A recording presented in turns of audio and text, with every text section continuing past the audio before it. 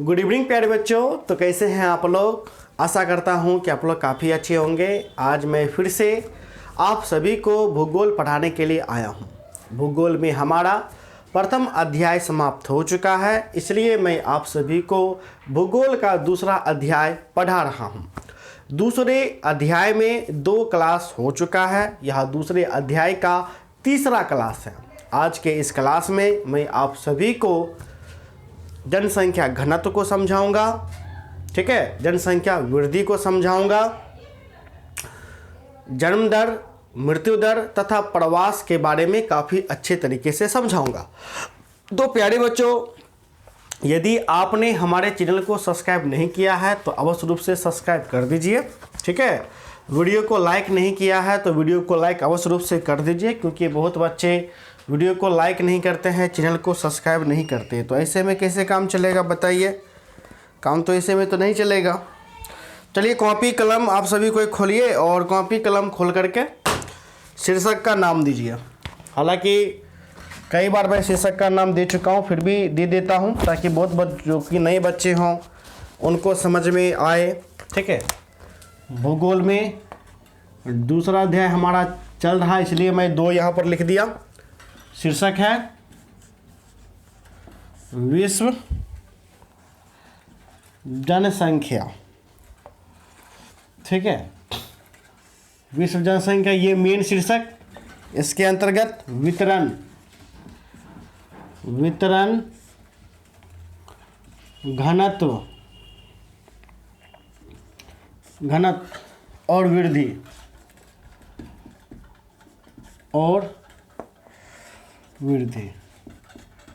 तो प्यारे बच्चों देखिए, मैंने आप सभी को दूसरे अध्याय के अंतर्गत जो हमारा वितरण है, वितरण को मैंने समाप्त कर दिया, ठीक है। ये जो वितरण जो पॉइंट है, वितरण पॉइंट को मैंने आप सभी को काफ़ी अच्छे से समझाया था।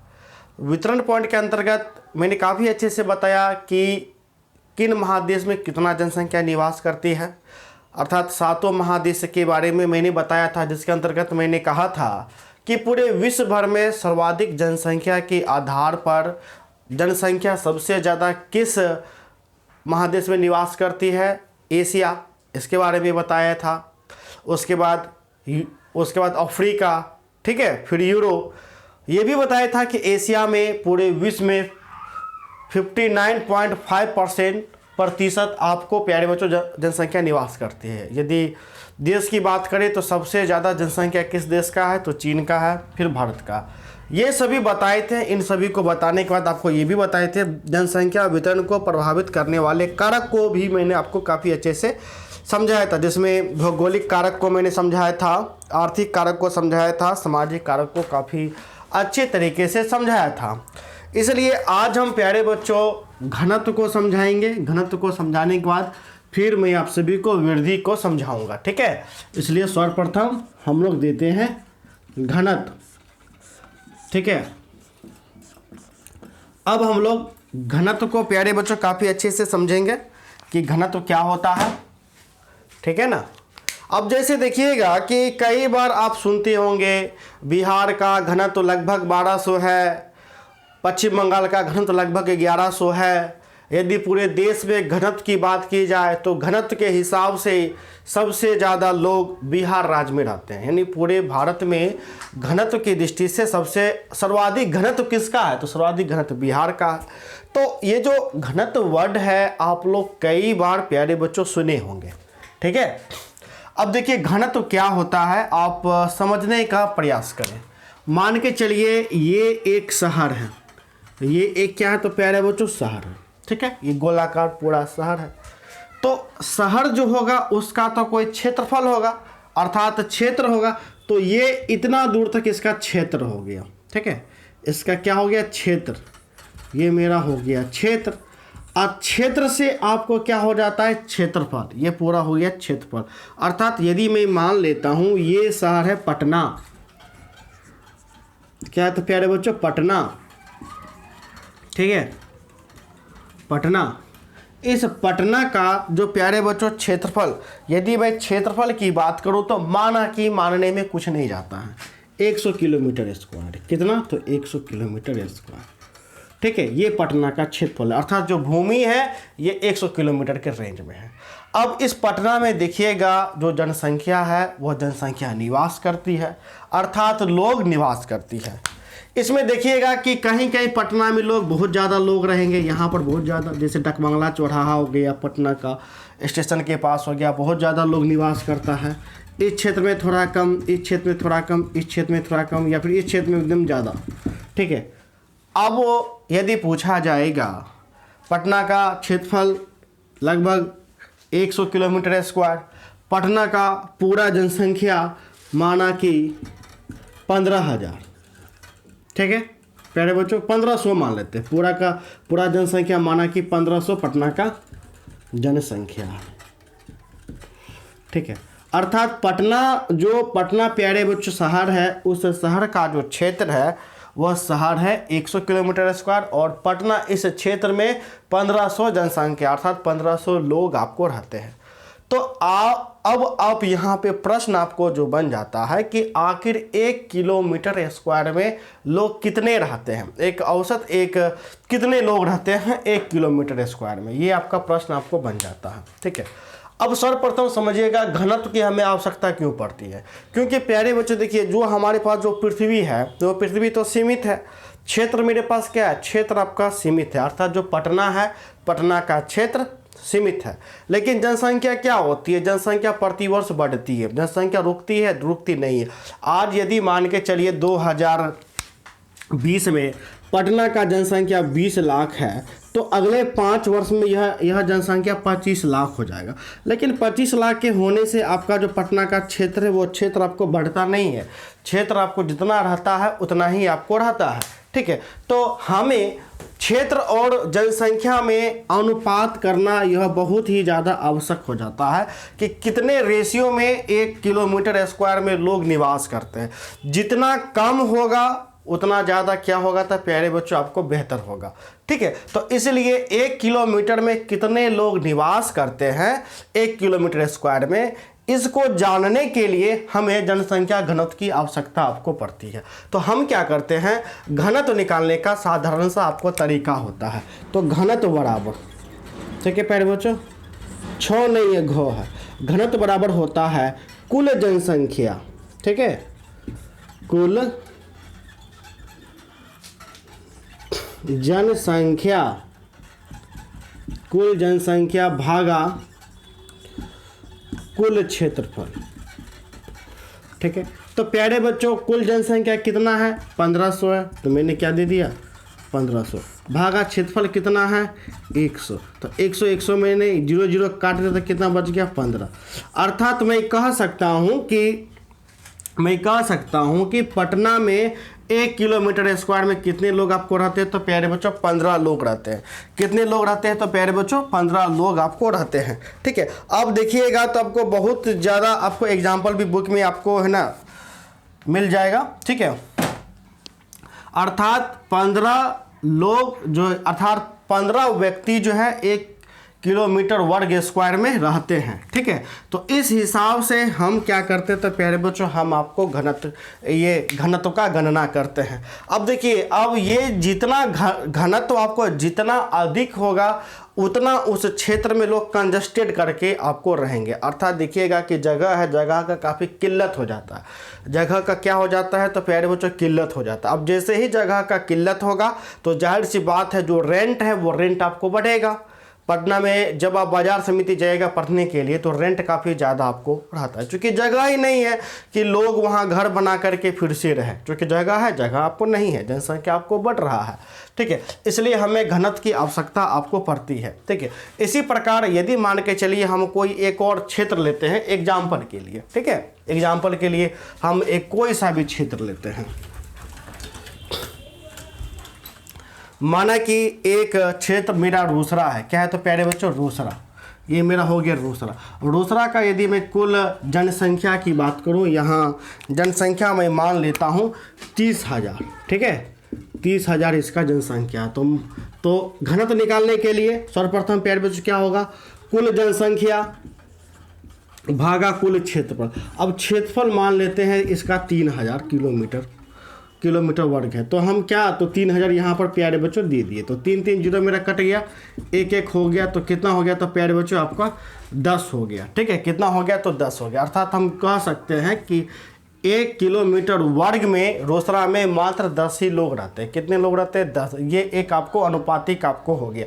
ये एक क्या है तो प्यारे बच्चों अनुपातिक है। ठीक है, अर्थात 1 किलोमीटर वर्ग स्क्वायर में कितने लोग रहते हैं। यदि घनत्व का मतलब ही होता है कि आपको एक अनुपातिक वह आपको बताता है कि इस अनुपात में लोग निवास करते हैं उस क्षेत्र में, चाहे वो क्षेत्र एक देश हो, एक राज्य हो, एक जिला हो, एक शहर हो। बेसिकली यह एक अनुपातिक आपको बताता है। ठीक है, तो घनत्व में प्यारे बच्चों समझने में आपको कोई दिक्कत नहीं हुई है, ना होगी। इसलिए अब हम आते हैं जनसंख्या वृद्धि। ठीक है, आखिर जनसंख्या वृद्धि क्या होता है, ठीक है ना।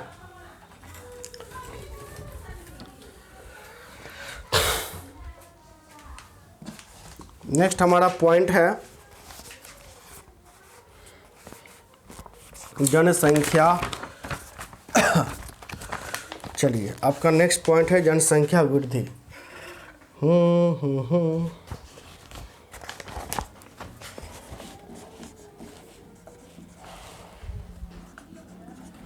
जनसंख्या वृद्धि, क्योंकि अब तो वृद्धि ही पढ़ना है, तो जनसंख्या वृद्धि क्या होता है। ठीक है, सब सर्वप्रथम प्यारे बच्चों वृद्धि समझिए। वृद्धि क्या होता है। वृद्धि शायद हम आपको बताए हुए थे, जैसे साइकोलॉजी में शायद बताए होंगे, गृह विज्ञान जिनका होगा उनको हम आपको बताए होंगे कि वृद्धि क्या होता है। आम भाषा में मैं आपको बोलता हूँ, वृद्धि प्यारे बच्चों देखिए मात्रात्मक होता है। क्या होता है, मात्रात्मक। यह इसे हम गिन सकते हैं, 1 2 3 4 गणना कर सकते हैं। ठीक है, संख्या में, जब संख्या में परिवर्तन होगा उससे हम वृद्धि बोलेंगे। क्या बोलेंगे, वृद्धि बोलेंगे। ठीक है, अब चूंकि यहाँ जनसंख्या है तो जनसंख्या का वृद्धि हम लोग देखेंगे। किसका वृद्धि देखेंगे, जनसंख्या का। अब देखिए इसका, देखिए वृद्धि किस प्रकार होगा। मान के चलिए एक शहर है पटना। क्या है तो प्यारे बच्चों, पटना। ये पटना का हम 2 अवधि लेंगे, 2 टाइम लेंगे, टाइम पीरियड लेंगे। एक टाइम पीरियड है 2015 और एक टाइम पीरियड है 2020। तो प्यारे बच्चों देखिए 2 समय अंतराल है। समय अंतराल है कि नहीं, अंतराल है, 2 समय अंतराल है। अब इन दोनों समय अंतराल के बीच, ठीक है, इन दोनों समय अंतराल के बीच जब जनसंख्या में परिवर्तन होगा, क्या होगा तो प्यारे बच्चों, जनसंख्या में परिवर्तन। मान के चलते हैं 2015 में पटना का जनसंख्या 15 लाख। ठीक है, पटना का जनसंख्या प्यारे बच्चों कितना, तो 15 लाख। और 2020 में पटना का जनसंख्या 20 लाख। अब देखिए प्यारे बच्चों जनसंख्या परिवर्तन हुआ कि नहीं हुआ, जनसंख्या में क्या हुआ तो परिवर्तन हो गया। अब ये चाहे बढ़े या घटे उससे कोई मतलब नहीं है, उससे कोई मतलब लेना देना नहीं है, बस परिवर्तन होना चाहिए। परिवर्तन 2 समय अवधि में होना चाहिए, चाहे 15 से बढ़ करके कितना हो गया, 20 हो गया। अर्थात जब 2 समय अंतराल में जनसंख्या का परिवर्तन होगा, क्या होगा, जनसंख्या का परिवर्तन होगा, तो उस परिवर्तन को जब हम प्रतिशत में बयां करेंगे, किस में तो प्यारे बच्चों, प्रतिशत। ठीक है, प्रतिशत में आपको बयां करेंगे तो यही आपका हो जाएगा वृद्धि। क्या होगा तो प्यारे बच्चों, वृद्धि। ठीक है, इसलिए ये जो वृद्धि है, वृद्धि धनात्मक भी हो सकती है। क्या होगी, धनात्मक। ठीक है, धनात्मक वृद्धि धनात्मक भी हो सकती है। धनात्मक करने का मतलब है 15 लाख से बढ़कर के 20, अर्थात प्लस 5 लाख आपको जनसंख्या बढ़ा। ठीक है, तो जितना इसका प्रतिशत बढ़ेगा उस प्रतिशत से जनसंख्या में क्या होगा तो प्यारे बच्चों वृद्धि होगा, जो कि किसको रिप्रेजेंट करेगा, जो कि आपको धनात्मक को रिप्रेजेंट करेगा, अर्थात बतलाएगा। यदि मान के चलिए जनसंख्या घट जाती है, ठीक है, 15 लाख से जनसंख्या 2015 में 15 लाख था, अचानक पटना में एगो बम गिर जाता है या कोरोना बीमारी से लगभग 10 लाख लोग मर गए या 5 लाख लोग मर गए, तो 5 लाख लोग प्यारे बच्चों मर गए, तो पटना में 2020 आते आते 10 लाख लोग बचा। कितना बचा, 10 लाख लोग बचा। तो देखिए फिर भी परिवर्तन हुआ कि नहीं हुआ, बिल्कुल परिवर्तन हुआ। वो अलग बात है, पहले 15 लाख था अब 10 लाख हो गया, तो जनसंख्या में क्या हो गया, गिरावट आ गया है। ठीक है। तो ये भी हमारा वृद्धि ही कहलाएगा, क्या कहलाएगा, वृद्धि ही कहलाएगा। जब इसको हम भी प्रतिशत में वही करेंगे तो ये भी वृद्धि कहलाएगा, लेकिन यह वृद्धि नकारात्मक होगा, नकारात्मक वृद्धि, अर्थात यह माइनस में बताएगा कि जनसंख्या का माइनस इतना प्रतिशत आपका वृद्धि रहा, ठीक है। तो इसलिए जो प्यारे बच्चों जो वृद्धि है वो जो वृद्धि है, वृद्धि धनात्मक भी हो सकता है, वृद्धि ऋणात्मक भी हो सकता है, क्योंकि जनसंख्या बढ़ती भी है, जनसंख्या घटती भी है। एक समय ऐसा था प्यारे बच्चों, जब जो पटना जो शहर है, जो पटना शहर है, ये विश्व का सबसे बड़ा शहर हुआ करता था, ठीक है। एक समय ऐसा था।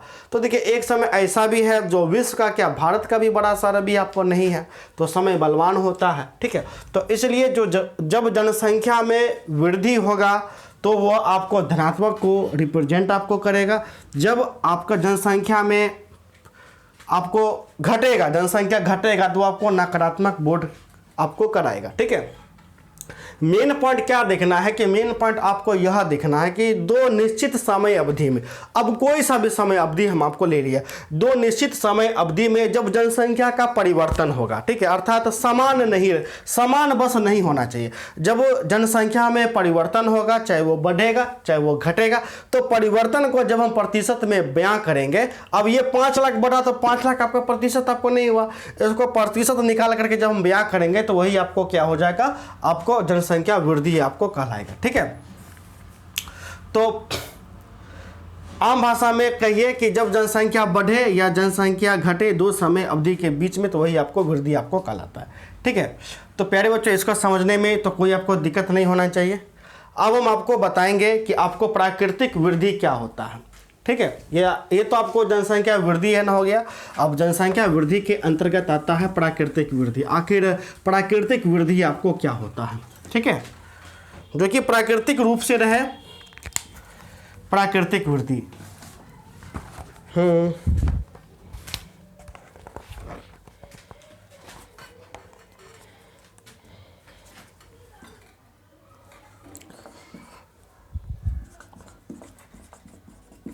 जनसंख्या की प्राकृतिक वृद्धि, जनसंख्या की प्राकृतिक वृद्धि क्या होता है।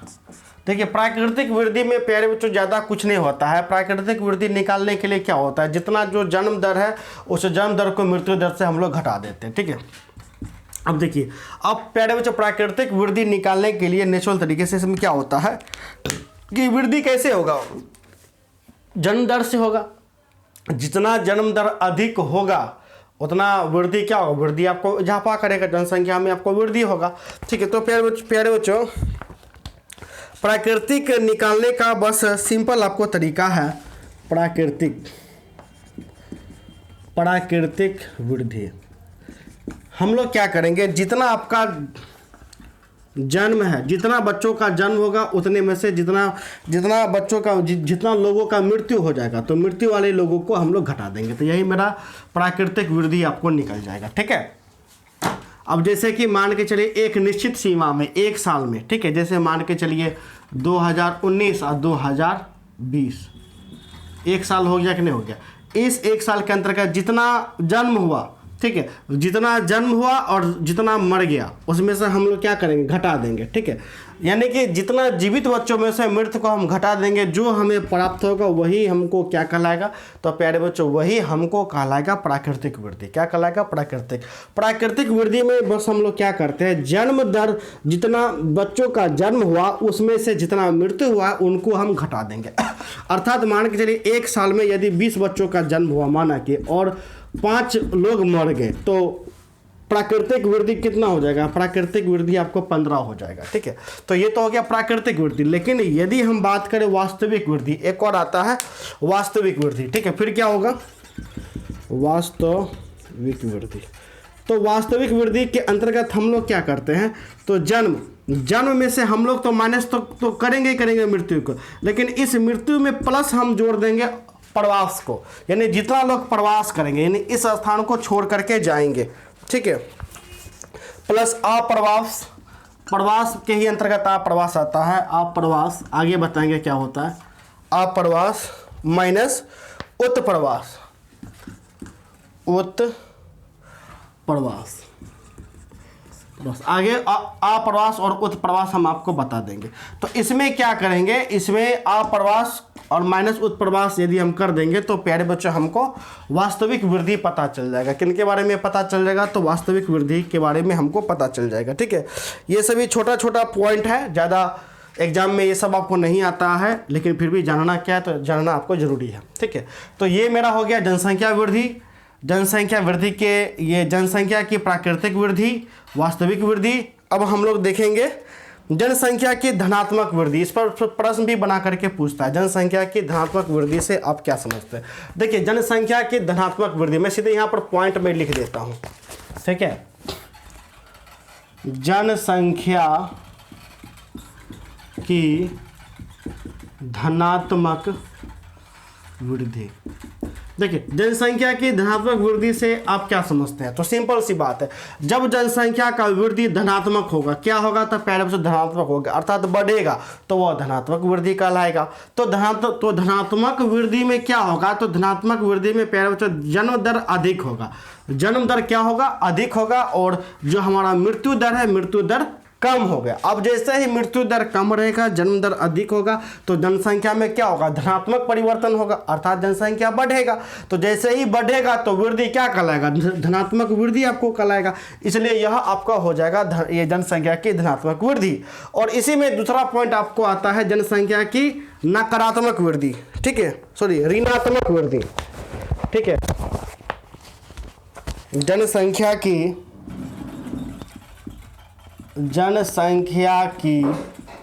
ऋणात्मक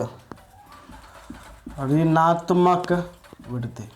अब प्यारे बच्चों जनसंख्या की ऋणात्मक वृद्धि से आप क्या समझते हैं, तो जाहिर सी बात है जब जनसंख्या घटेगा, जब जनसंख्या क्या, तो प्यारे बच्चों घटेगा, तब हम इसे ऋणात्मक कहेंगे। क्या कहेंगे, तो ऋणात्मक वृद्धि कहेंगे। इसमें क्या होगा कि मृत्यु दर तो अधिक होगा, मृत्यु दर आपको अधिक होगा, और जन्म दर क्या होगा, तो प्यारे बच्चों जन्म दर आपको कम होगा। जब जन्म दर कम हो जाए, मृत्यु दर अधिक हो जाए, इससे आपको क्या होगा, तो प्यारे बच्चों जनसंख्या में जब आपको ऋणात्मक बोध आएगा, यानी जनसंख्या घटना प्रारंभ आपको हो जाएगा, तो यही आपको कहलाएगा जनसंख्या की ऋणात्मक वृद्धि। या जन्म दर के अलावा यदि मान के चलिए प्रवास के कारण, प्रवास के भी कारण यदि जनसंख्या घटती है, तो भी आपको ऋणात्मक वृद्धि के ही अंतर्गत आएंगे। किसके अंतर्गत, ऋणात्मक वृद्धि के ही अंतर्गत। अतः हम कह सकते हैं जनसंख्या की धनात्मक वृद्धि में जनसंख्या बढ़ेगा, और जनसंख्या की ऋणात्मक वृद्धि में जनसंख्या प्यारे बच्चों क्या होगा, तो जनसंख्या आपको घटेगा। ठीक है, तो प्यारे बच्चों इसको तो समझने में किसी भी प्रकार से कोई दिक्कत नहीं है, इस पर से उतना प्रश्न भी आपको नहीं बनेगा, बस छोटा छोटा पॉइंट आप समझ लीजिए। बस एक एक क्वेश्चन बनेगा, जनसंख्या की धनात्मक वृद्धि से क्या समझते हैं, जनसंख्या के ऋणात्मक वृद्धि से क्या समझते हैं। तो सिंपल सी बात है, जनसंख्या जब बढ़ेगा तो धनात्मक वृद्धि, घटेगा तब ऋणात्मक वृद्धि। बढ़ेगा कैसे, जब जन्म दर अधिक हो जाएगा तो बढ़ेगा। घटेगा कैसे, जब मृत्यु दर अधिक हो जाएगा। ठीक है, तो आपको घटेगा। ठीक है, इसलिए प्यारे बच्चों अब हम आते हैं नेक्स्ट पॉइंट पे। तो नेक्स्ट पॉइंट आने के लिए हम बोर्ड को साफ कर देते हैं। ठीक है, अब हम देखेंगे जनसंख्या के परिवर्तन के कारक। ठीक है, जनसंख्या के परिवर्तन के घटक।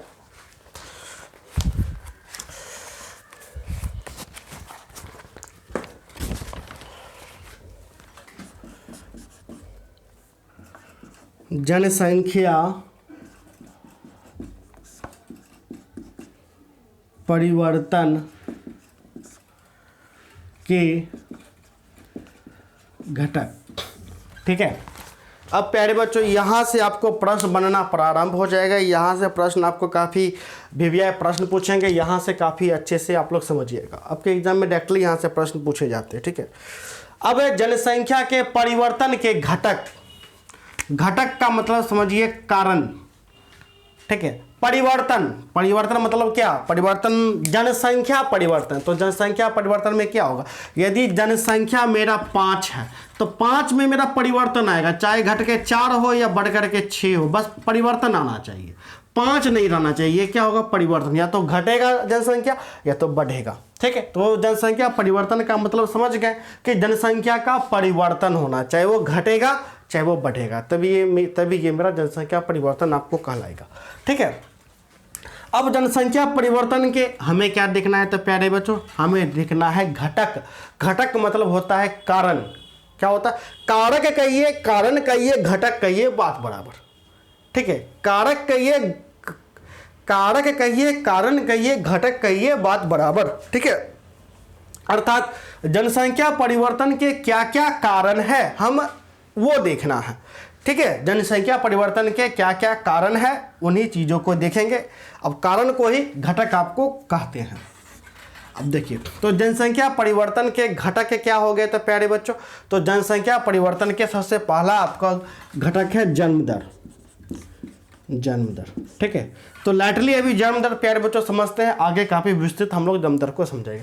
जन्म दर मतलब क्या, जब जन्म दर प्यारे बच्चों अधिक होगा, जन्म दर आपको प्यारे बच्चों अधिक होगा तो क्या ये जनसंख्या में परिवर्तन होगा कि नहीं होगा, होगा कि नहीं होगा, आप ही बताइए। बिल्कुल होगा, एकदम होगा। जनसंख्या में क्या होगा, तो प्यारे बच्चों जनसंख्या में परिवर्तन होगा।